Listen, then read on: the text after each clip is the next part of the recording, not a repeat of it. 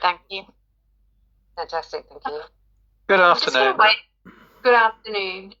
My name is Jodie Burns and I'm the legal member, and I'll get my fellow tribunal members to introduce themselves. Thanks, Jodie. I'm Penny Webster. I'm the tribunal, the community member on the tribunal today. Apologies.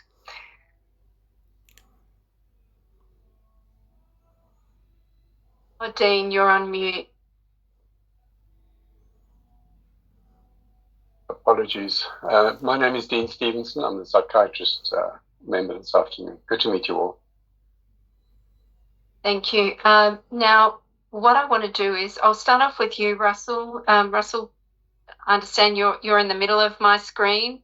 I'll just get you to introduce yourself and let me know who else is in the room with you. My name is Russell White and there's no one else in the room with me. Okay, thank you.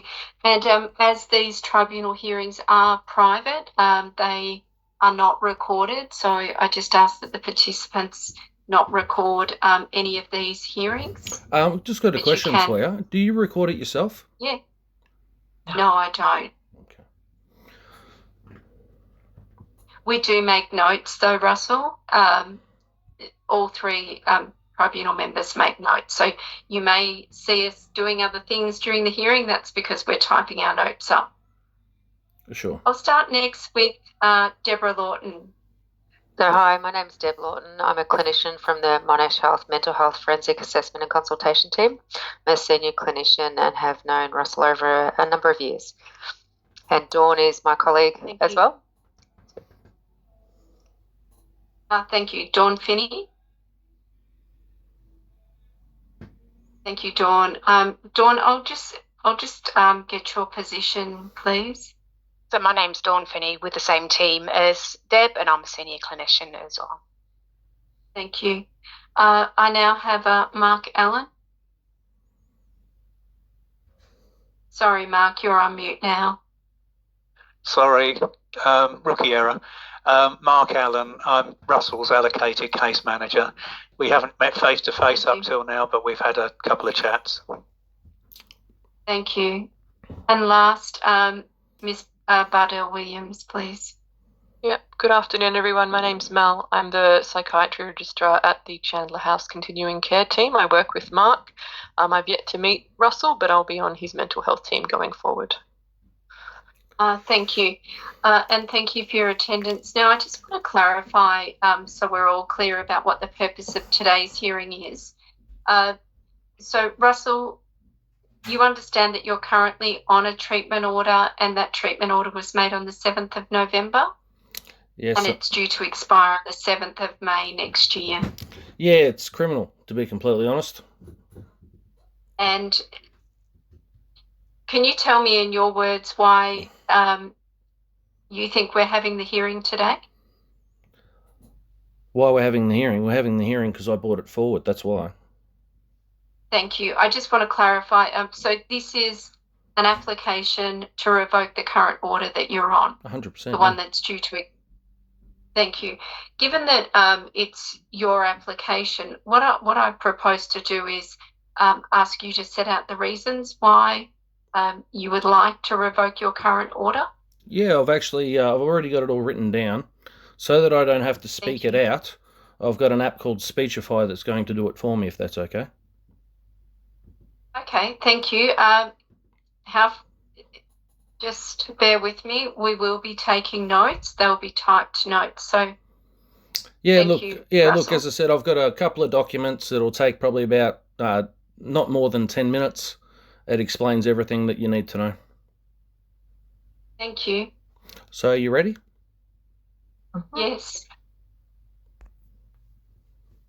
Submission to the Mental Health Tribunal of Victoria. Subject: a case for justice, accountability, and reform, addressing systemic failures and human rights violations. Introduction: Russell, systemic injustice and its broader implications. This submission highlights. Yeah.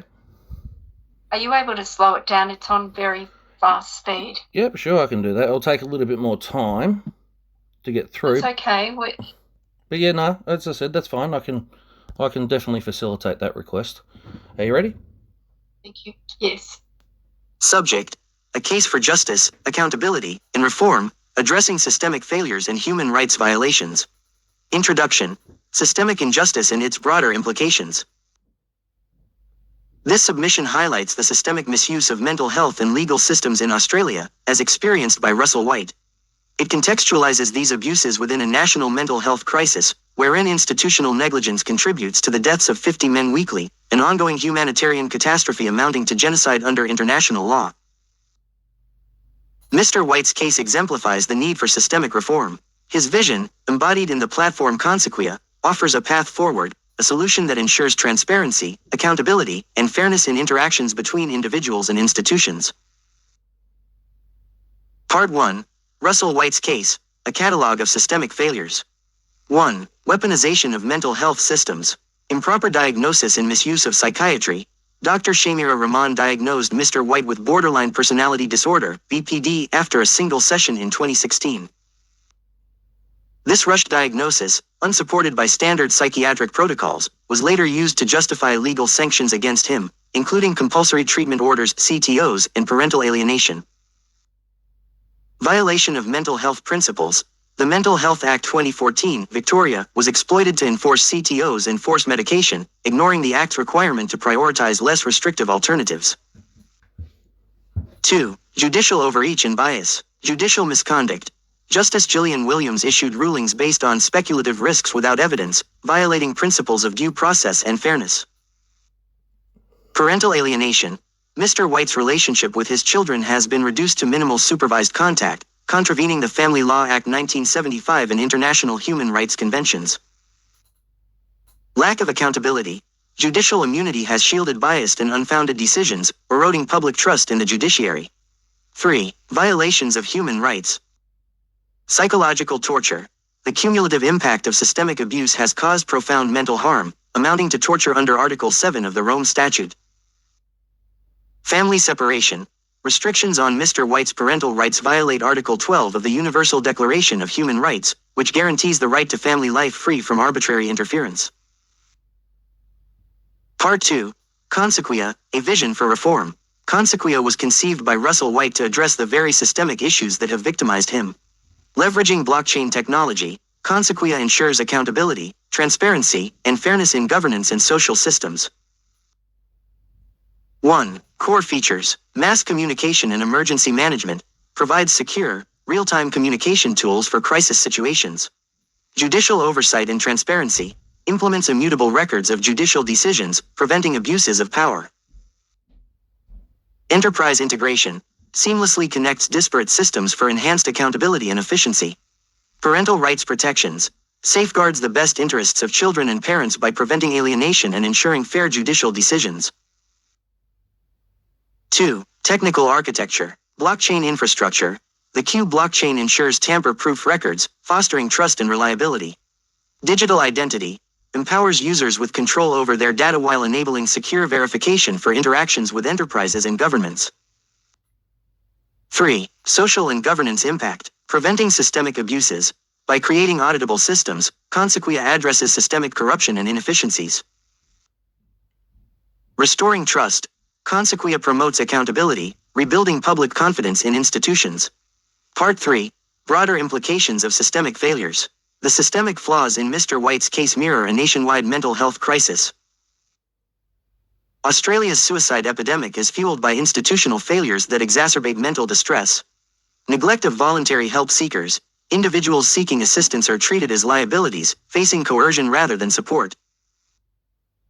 Family disintegration.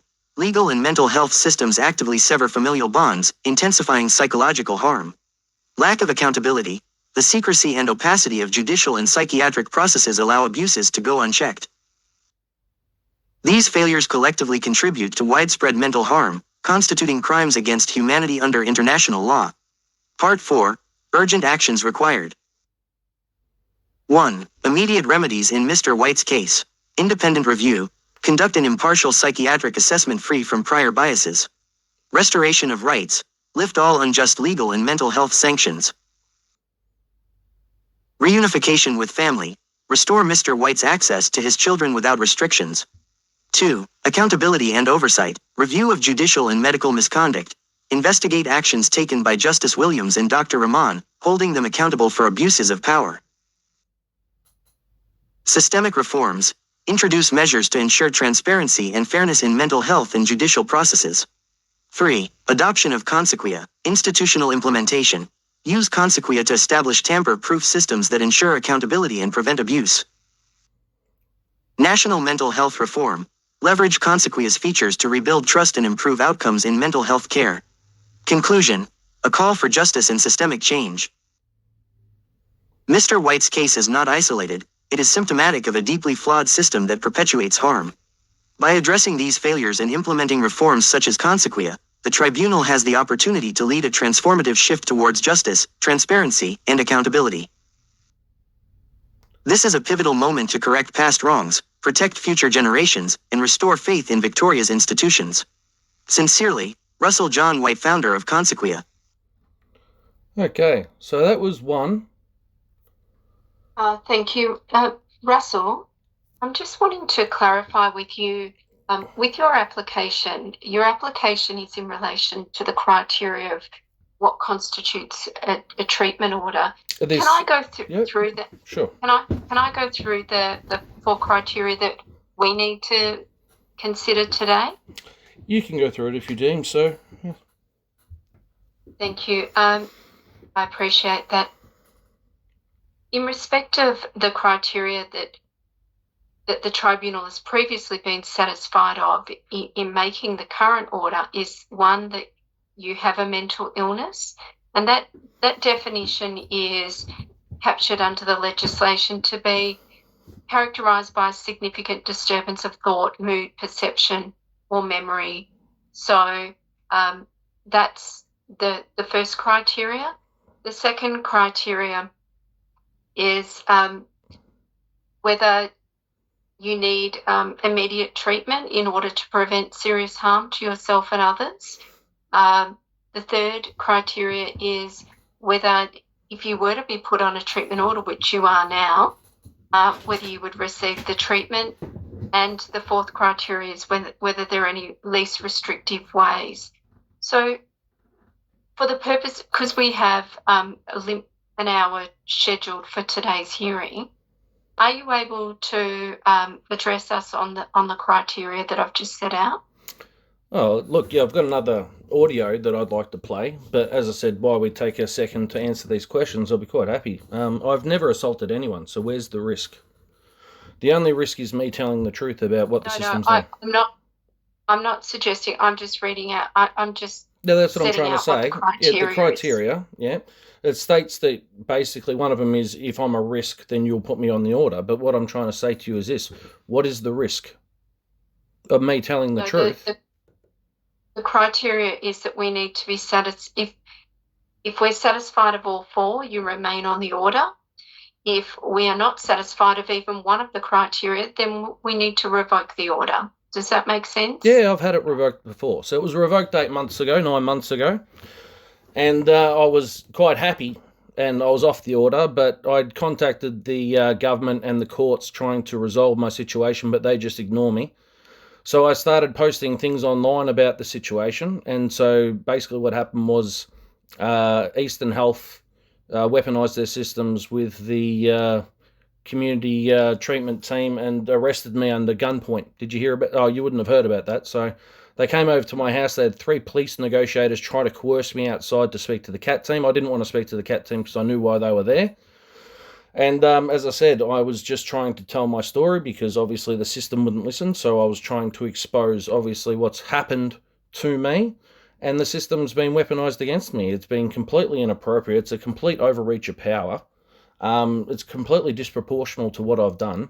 I've never assaulted anyone. I've never hurt anyone. There is no actual crime committed. I've received 8 years of severe sanctions. This is not a criminal court, though.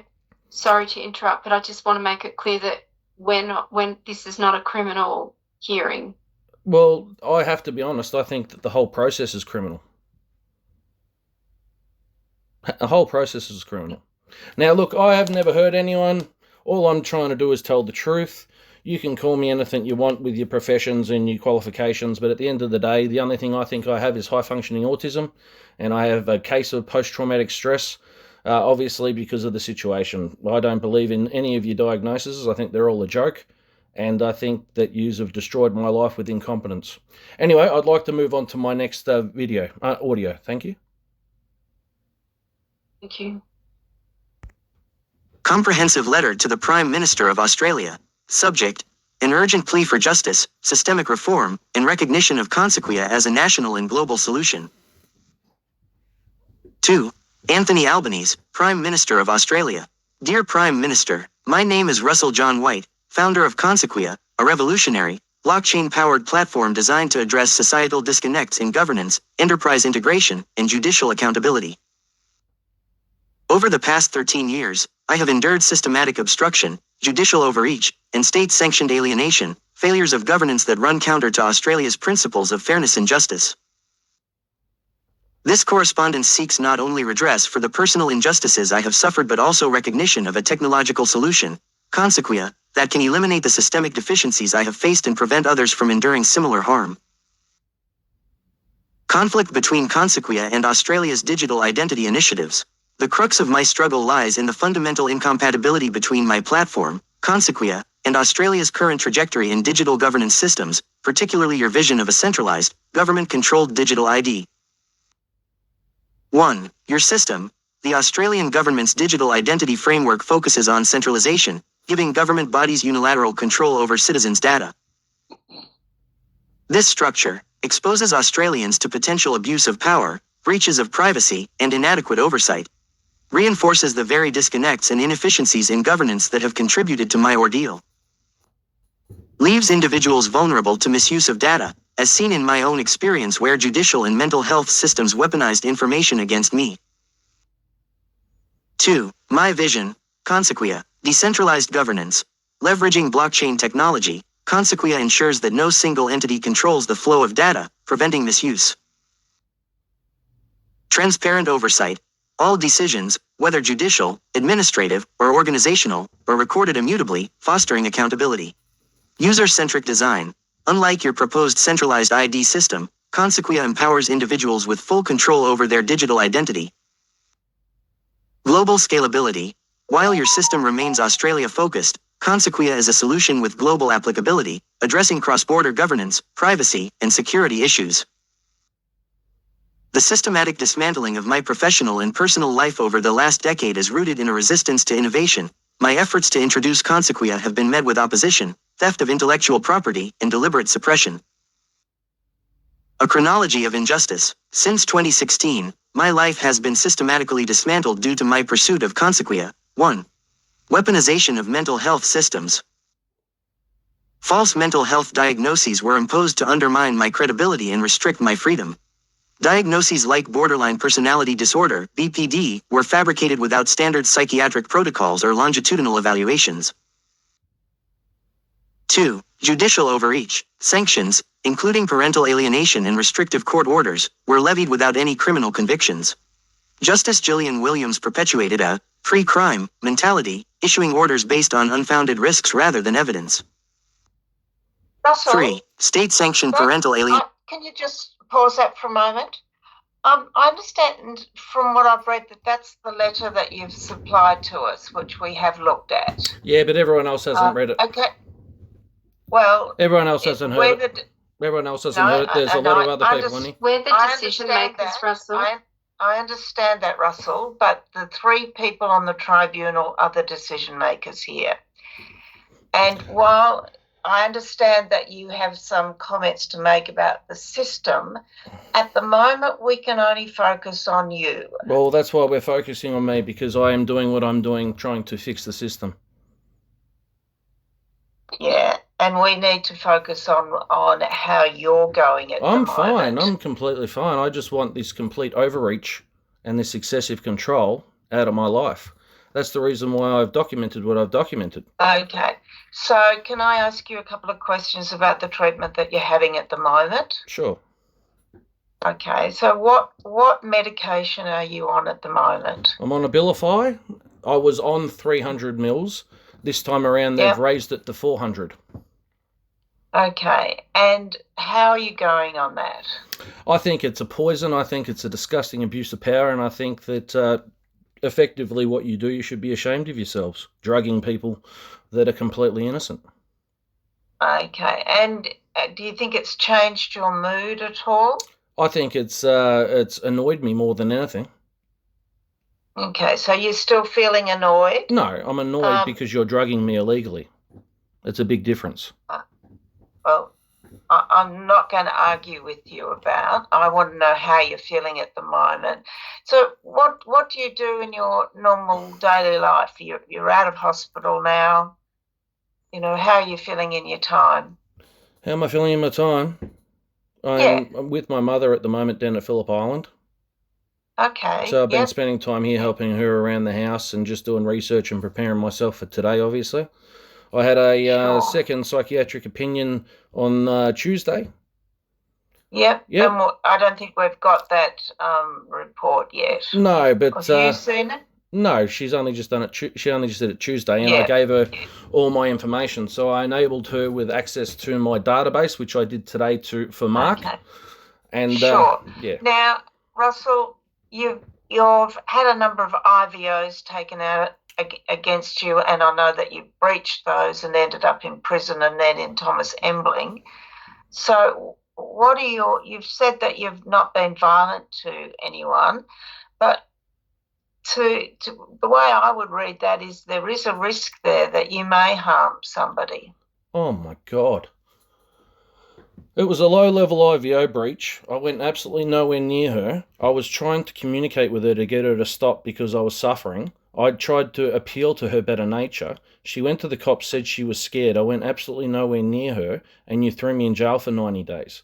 That's excessive force and abuse of power. It's a complete overreach. You said that she was scared of you? She's scared of me because of what she's done to me. She paid for lawyers to destroy my life, and now she's using the system to weaponise it against me, and it's being enabled through this system. And you don't think you've done anything that might have caused her to be scared of you? Well, of course we had arguments and stuff, but I was never physically violent with her, no. What she did was, I told her, I left her. On the 18th of September 2016, I left her. I told her to go fuck off and torment some other poor cunt. From that point onward, she hasn't spoken to me, and that's fine.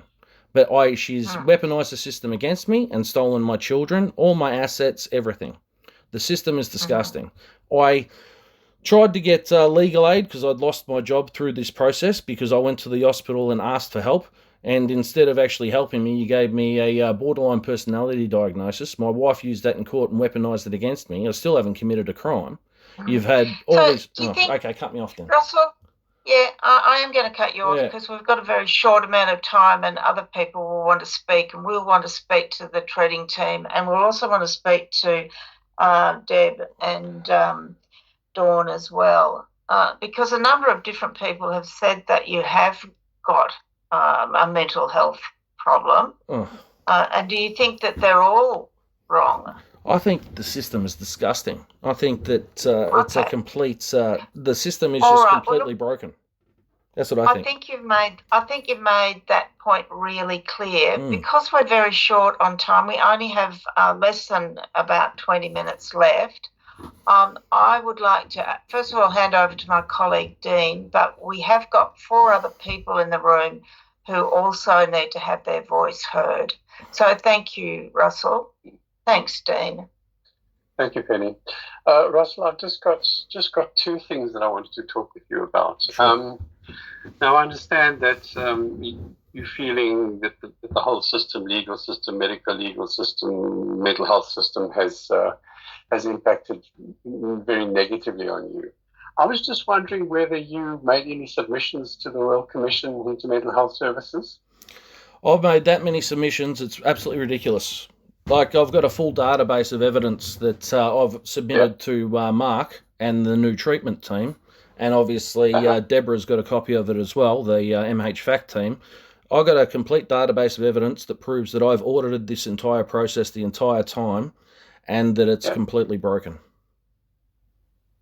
Okay. So did you make any submission to the Royal Commission? I've not that specific, no. But as I said, I've Okay. made every other thing that you could possibly imagine. Okay. Yeah. Okay. Russell, I'm also trying to understand. You're very focused on your Consequencia. I'm not sure whether I'm pronouncing that correctly. Consequia. So please, correct. Consequia. Consequia. Yeah. You're very involved with this. I'm just wondering how being on a treatment order impacts on you implementing this program. Well, to tell you the truth, I'm going to America. So even if you put the treatment order on me, I'm going to America in the new year. So it will be null and void anyway. So I'm going to America to develop Consequia. Okay. Do you have any funders or any backers? I do, yes. You? Yeah. Okay. Russell, thank you. I don't have anything to ask you. We might just move across to your treating team. Mel, I know you haven't worked with Russell yet, but just maybe if you could talk to the treating team's thoughts that Russell should remain on a community treatment order. Yeah, thanks, Dean. Look, it's difficult for the treating team here at Chandler to make much comment regarding Russell's current mental state. I've yet to meet him. I think Mark, his soon-to-be case manager, has had a chat with him over the phone a couple of times. So we're in a bit of a challenging position. In fact, our thoughts had been perhaps an adjournment might be indicated, given that we've not had an opportunity to meet Russell. And as you said today, Russell, that the second opinion report hasn't been sent through to us yet either. Deborah and Dawn, are you able to provide us with thoughts around community treatment orders and treatment? Look, we're very supportive of ongoing community treatment and under the Mental Health Act. In regard to risk, I agree, Russell hasn't actually ever assaulted anyone, but the risks are, I guess, the psychological as well as the risk to himself, reputational, and his financial risks. So he does not concede our opinion of his mental health. But certainly with treatment, that did appear to settle down for quite some time, though the system was still there. So we're there as a service enhancement team to ensure that the right supports are in place for him and to prevent it escalating to ending up in more trouble with the law or back in hospital if possible. Yeah.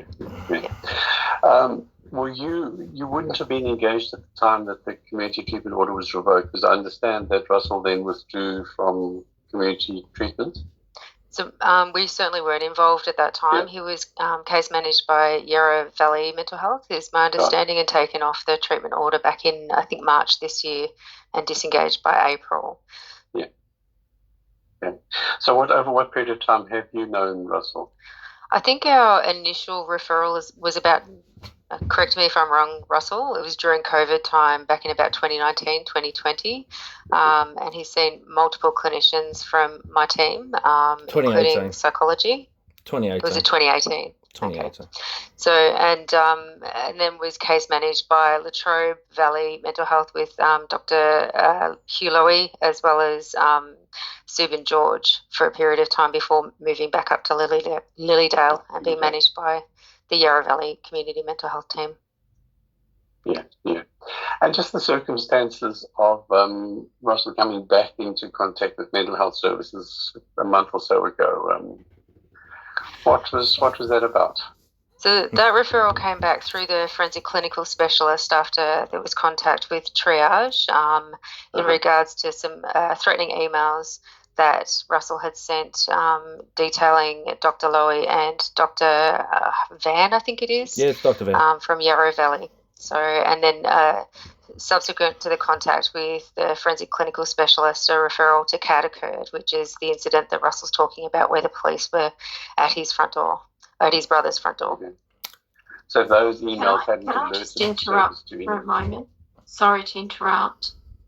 Russell, this is your application, and we've heard Mel say that they're not in a position to contribute. I just want to ask Deborah and Dawn, do you think you've got enough? Do you think an adjournment of this application is required, or do you think you're in a position to be able to assist the tribunal today? I don't know whether I can answer that. I think that we've got enough from Russell and from ourselves to go forward, but I'm more than happy for it to be adjourned as well and await the psychiatric second opinion as well as the treating team to meet Russell. Thank you. Mel, you've got your hand up. Yeah, Jodie, I just wanted to add that though, like our preference would be for an adjournment today. If Russell's decision is that he wants to go ahead or your decision is that we go ahead, the community team would still advocate for a treatment order at this stage to facilitate Russell's ongoing engagement with us until we can meet him and get to know him. Thank you. And you get the final say, Russell. You've heard that what's been said. Are you happy to progress with the application? As I said, the whole process is just, I just don't see it as favourable to me in any sense. Either. So if it continues, you'll probably just put an order on me. If it gets delayed, you want to take a little bit more time. You want to continue to drug me. You want to continue to give me what you call therapy, which I think is a joke. I've been through it for 8 years. When does it end? Honestly, people. 8 years of this systematic torture. When does it end? Before you finally realise that I'm an innocent man and that this system is a series of human rights violations.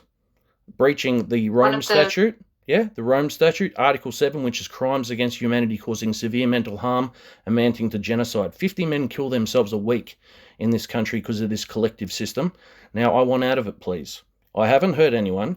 My threatening emails was I was going to expose the truth about what Dr. Van and what Dr. Lowy have done by drugging and silencing me for years, and obviously that has impacted me developing Consequia. Now, I know that you guys want me to be silent, but I'm never going to be silent. The reason why I'm not going to be silent is because I'm innocent.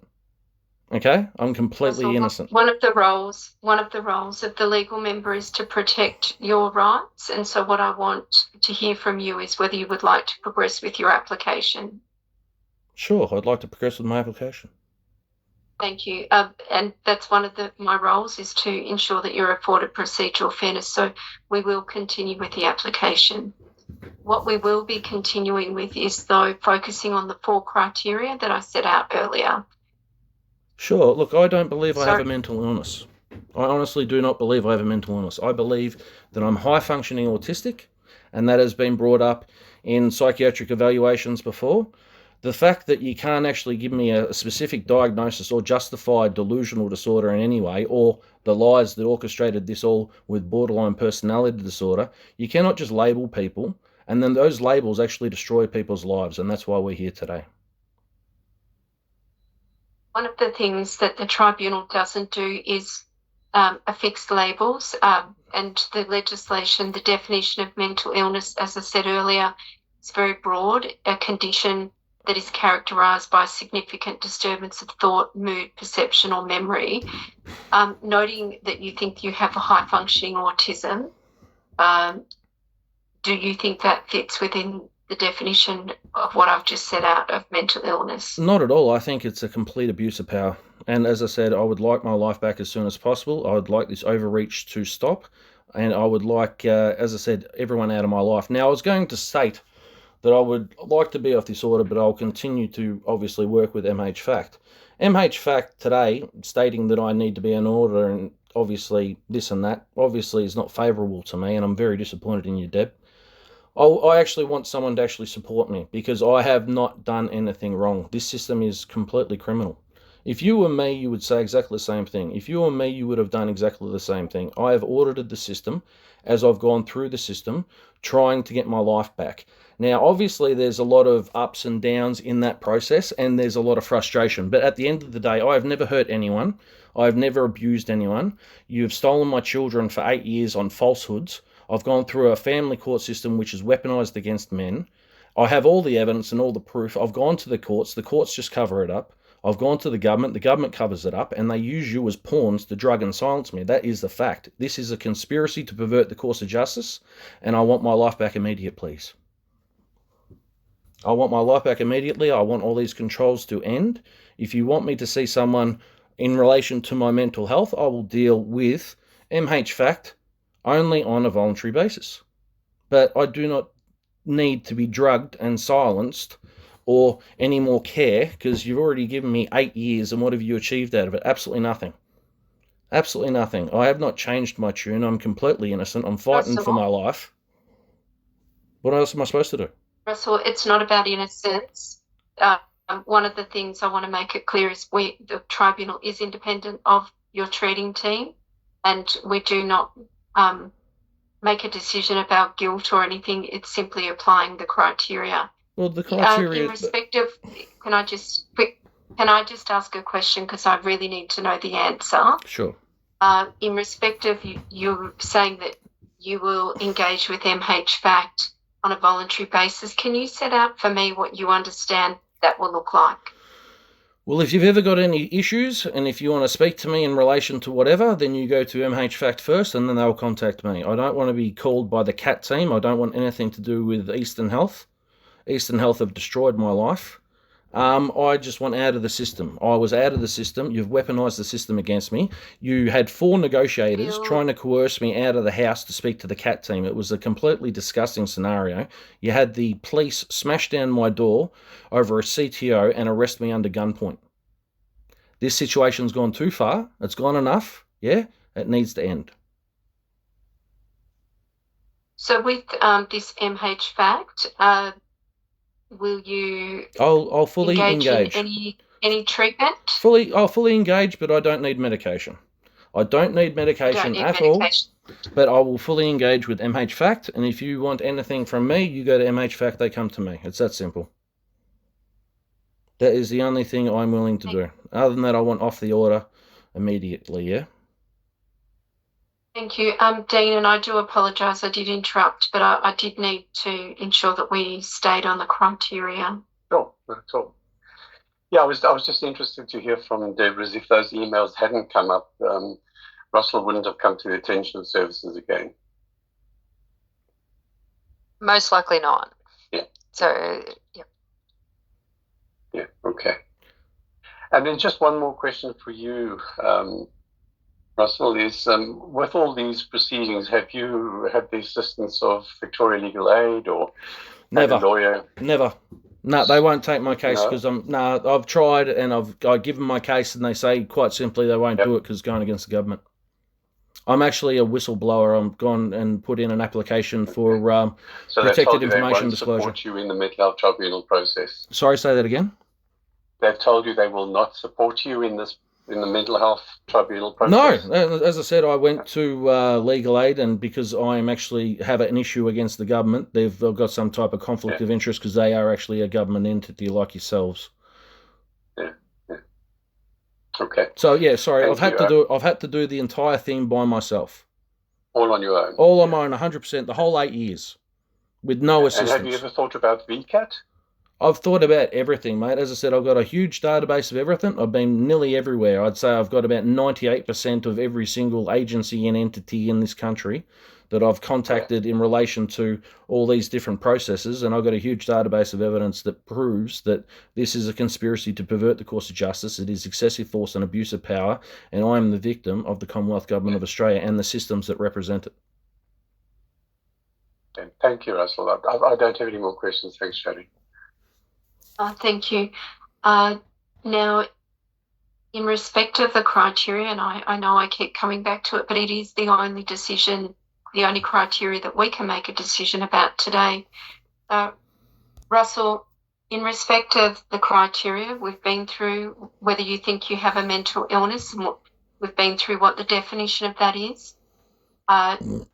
In respect of whether you need immediate treatment, to prevent serious deterioration in your mental or physical health or serious harm to yourself or someone else, do you want to make any further submissions to us in respect of that? I've never heard anyone, as Deb said before. The only communications have been my frustration about a very incompetent and bad system. I'm doing what I'm doing deliberately because I want my life back. If I didn't do anything, you would just continue to put restrictions on me.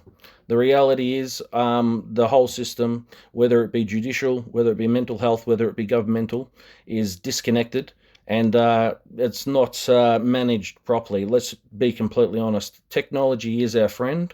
In the future, all these problems will be solved with technology, which is the reason why I am so steadfast in Consequia.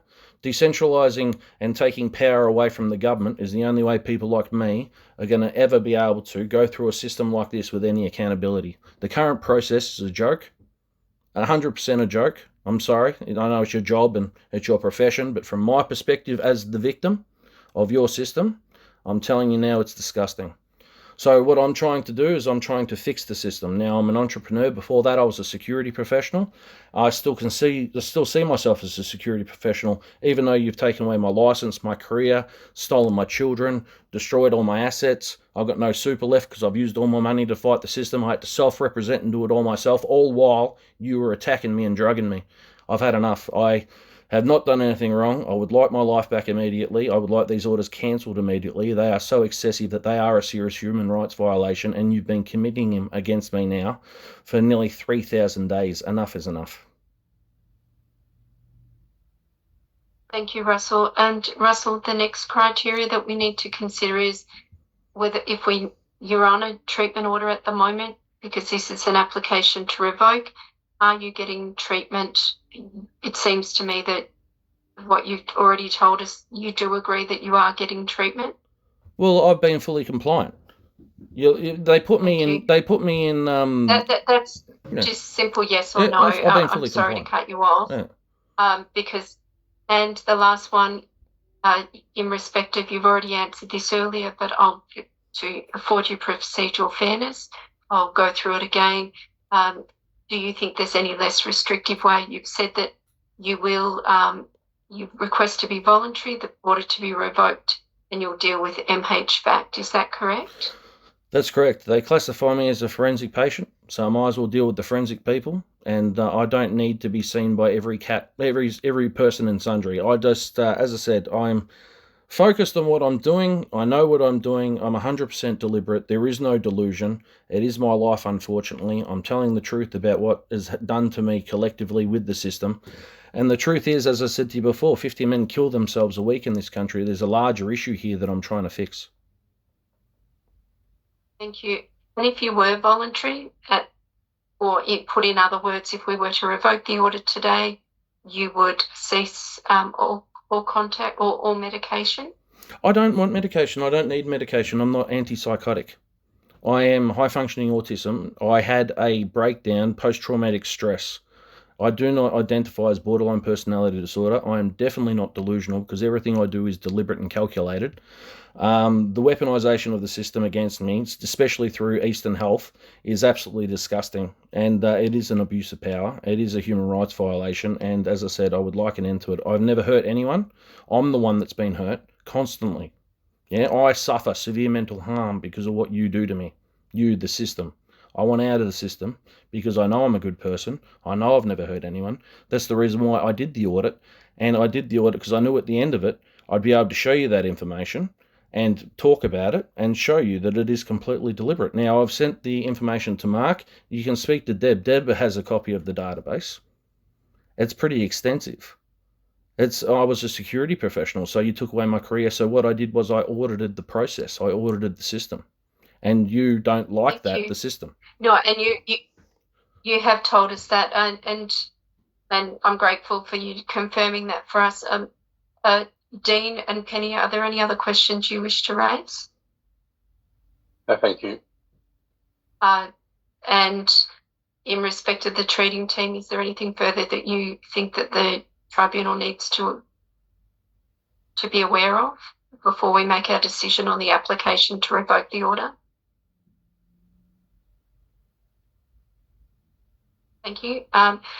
What I'm going to ask you, Russell, is just for a bit more of your patience. We're going to go away and determine, we're going to focus on the criteria that I've been taking you through. And if the answer to the criteria is yes, then we will confirm the order. If the answer to any one of those 4 criteria is a no, then we will be obliged under the legislation, the Mental Health and Wellbeing Act, to revoke the order. So if I could just have some more of your time, we'll come back as quickly as we can. Sure. Thank you.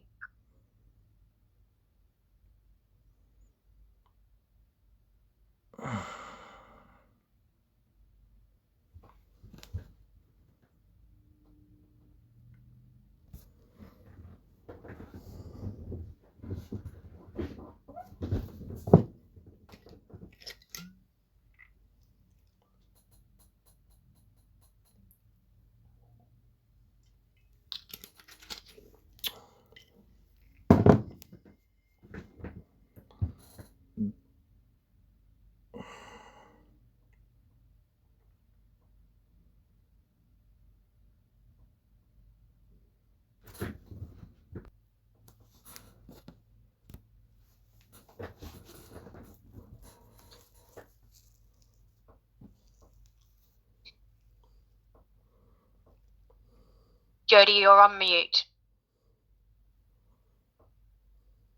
But I'll repeat what I just said. I'm just double checking that everyone else is back online, and it does appear that everyone is back except for there is one person missing, I believe. No? No. Okay. Russell, thank you for your submission and your application. And you're currently on a treatment order. As you know, this is an application for you to have that treatment order revoked. And we are only constrained by the criteria that is set out in the Mental Health and Wellbeing Act. And the first criteria is whether you have a mental illness, which is characterised by a significant disturbance of thought, mood, perception or memory. We are satisfied, based on what's before the tribunal, that you do have a significant disturbance of thought and mood. And that plays into some of the thoughts and your mood towards certain government conspiracies that you believe are directed at you. In respect of the criteria of whether you need immediate treatment to prevent serious deterioration in your mental or physical health, we do consider that you do need immediate treatment under the current order you're on to prevent serious deterioration. We are satisfied that under the current order you are getting treatment, and in relation to the last criteria, we've considered whether there's any less restrictive way, that is for you to manage your own mental health in the community without an order. And we are satisfied that you do need an order at this stage because you've told us that you would cease medication. Well, why should I have... No, sorry, I have to cut in. If I don't want medication, what gives you the right to force it into me when I haven't done anything wrong in the first place?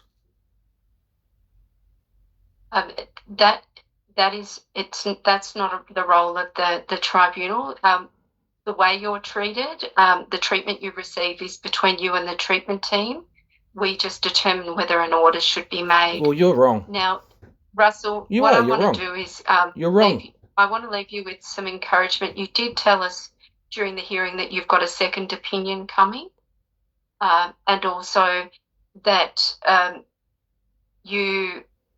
the treating team have told us that they are developing a new treatment program for you.